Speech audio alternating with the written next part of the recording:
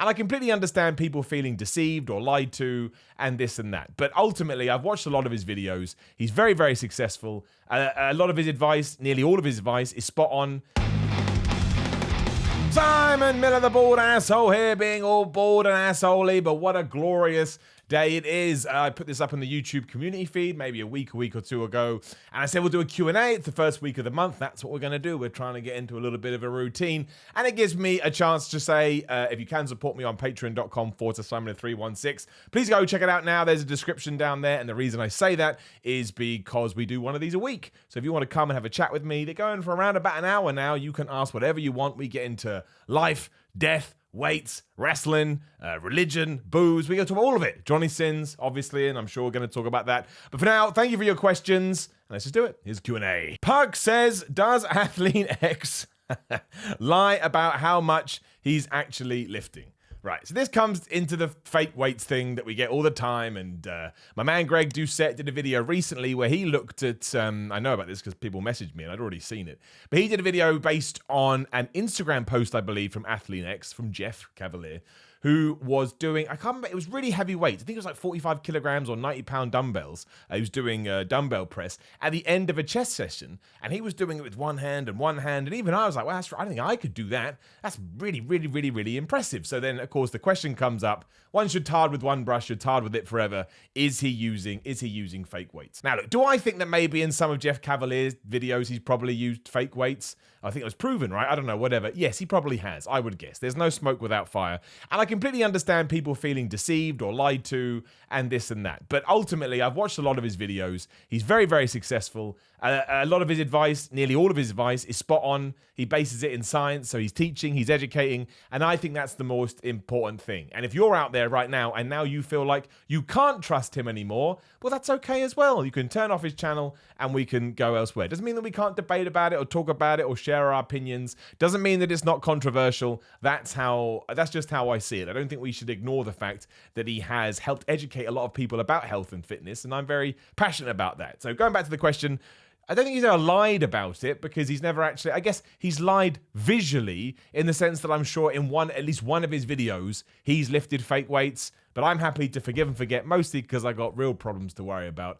You know, I don't care. My man in CT4 says, what are your opinions of the fat acceptance movement? I don't know what I'm going to assume that the fat acceptance movement is people that are happy to be fat or think it's okay to be fat. I mean, look, if you are overweight, that does bring about, if you're obese, let's go with that. If you are obese, it is going to bring about certain health problems. Of course it is. I don't think we need to argue that. It's true. But at the same time, do I think I should go and tell fat people to lose weight? No.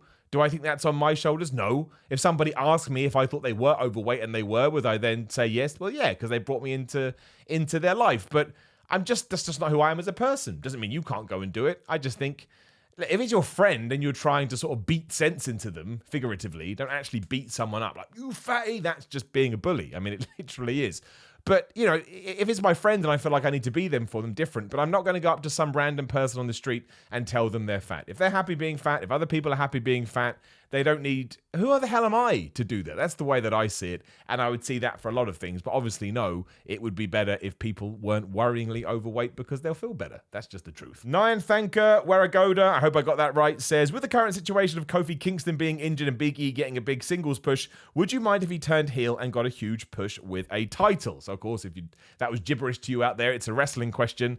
I don't want him to turn Big E heel just because I don't think there's a reason to. Some of the worst things that WWE and all wrestling companies have done throughout the years is they turn people on a dime, right? So, they're a bad guy now. They got bad guy music and they got a scowl on their face. That's unbelievable. It's got to be real and it's got to be organic. So right now, I like Big E, right? I'm engaged with his character. So now I think we should treat him as a good guy. And I think I don't want to see Big E win the championship as a bad guy. I want to see him win it as a good guy. Then sure, down the line, I bet he has heel potential. But for right now, keep it simple, stupid would be my thing. Not calling you stupid. That's a phrase. Kiss. Keep it simple, stupid.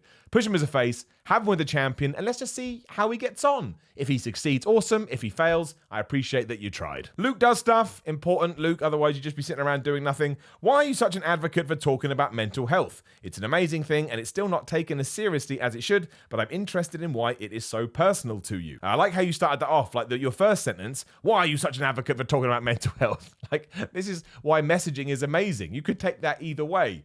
It's not something that I've ever talked about so in depth, and one day I'm going to do a whole video about it, but today is not that day. But I appreciate you asking. I will give you the general answer that I've always given before. It has affected somebody in my family greatly, and I've had my own issues, but again, I'll tie it all in as and when I see fit. But yes, it's something I've been dealing with in my own family now for nigh on 2 decades, and it shaped my life in many ways. One day we shall talk about it. Today is not that day, but I appreciate you saying nice things. Abby Lay says, would you rather fight 1 horse duck or 100 dark-sized horses? The answer is always 100 duck-sized horses, because then I could be like Batman, right? I could be like Batman. They're going to come in waves. I'm going to knock them off one at a time. I'm going to have my Batman suit on. By the way, in case you don't know, if you are ever going to cosplay as Batman, you only ever do it if you can afford the proper suit that costs thousands of dollars. This is why I've never dressed up as Batman, because I've never been in the position to afford that suit. One day I will, and all my dreams will come true. And then, yes, I will go and find 100 duck-sized horses, and I'll kick the crap out of all of them, because in this scenario, I'm clearly a budget Batman. Bumzilla85 says, I just want my name read out. Nothing good ever happens to me. Well, Bumzilla85. Unfortunately, that's not your real name. But, you know, good job. Also, 85, so you're like 35 years old, and your name is Bumzilla. But look, something good has happened to you, because I've read your name out. Although I don't necessarily classify that as something good happening to you. Like, you're going to ring your mum and say, oh, Mum, Simon Miller said my name. And she'd be like, who?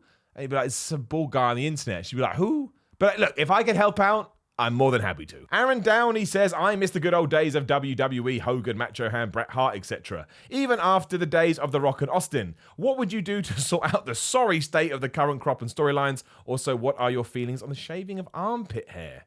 They're 2 radically different questions, Aaron. What would I do? I mean, long-term storytelling is always my thing, and pushing new stars. They'd be the 2 big things I bring to the forefront. I'd also change the structure of the show, so no more opening match promo and then match skip. I think we need to think outside the box, which is why I'm intrigued about Raw Underground. Give it time, let's see. And what are my feelings of shaving armpit hair? Well, I've done it when a couple of times, when I've had a tan for wrestling or when I did my bodybuilding contest. But again, you'll be surprised to hear I sit on the fence. It's up to you. If you want to shave it, shave it. If you don't want to shave it, shave it. If somebody else has a problem with that, it's their problem. Flub them. Wagoner Chak says, would you like to visit Africa? And if so, what would you love to do first? I'm from Zambia, by the way. Much love, thank you. I mean, hell yeah. Who doesn't want to go and visit cool places like that? I think I went to Africa. Everyone I know that's been to Africa tells me the safaris are otherworldly. And you kind of look at this, you know, incredible environment and landscape and the animals, and it's like you basically arrived in paradise. So I think that's what I would love to do. But yeah, going to Africa would be badass. My secret goal is to try and wrestle on every single continent, which means I would go there. Whether I'm going to be able to pull that off, I don't know. But yeah, safari in Africa, I think I'd be having a pretty good time. Matthias says, thoughts on the keto diet for health and athletic performance? When it comes to diets, you just have to find what works for you. Because there's no point me sitting here and going, well, I don't think the ketogenic diet is any good for this and that. And look, I tried a keto diet and it didn't work. I wasn't able to do it. As I now look back, I realized I was eating way too much protein. And that could happen. You can actually synthesize things from eating too much protein, even though I get that it's when you use fats to fuel foods and you're not eating any carbs. That's what I mean. I'm talking too generally, and then the comments go mad. But it may work for you. And that's why I'm never going to crap over anything. I don't like it when influencers or whatever word you want to use just go, oh, that's crap, you shouldn't do it. Well, how do they know based on your own experiences and your own lifestyle and who you are as a human being? Because everybody's different. And that's the same for all walks of life. So you know the ketogenic diet works because there's so many people out there that are saying it. And if it's working for you, just keep it up. Just keep it up. If you want to try other things, I'd absolutely advocate for that. But if you keep coming back to this thing, it makes you happy, it's working for you, just don't listen to anybody because they probably have some kind of agenda they're trying to push. Ben Curtis says, how did you start a What Culture? Did the wizard in the sky Alakazam it into existence? So yeah, I also work on What Culture Wrestling, and What Culture, as I'm sure some of you know, it's not a very fun story, but I'll tell it. I saw a tweet in January 2016, and it says, do you make videos? I did. I was making gaming videos and doing my wrestling podcast back then. Cheap plug, Simon's Pro Wrestling Show. And yeah, do you like wrestling? Which I did. I loved it. So, this is what I always tell people. Because I had a backlog of videos that I've been doing for the last 4, 5, 6, 7 years, I was able to send that to them as a huge portfolio.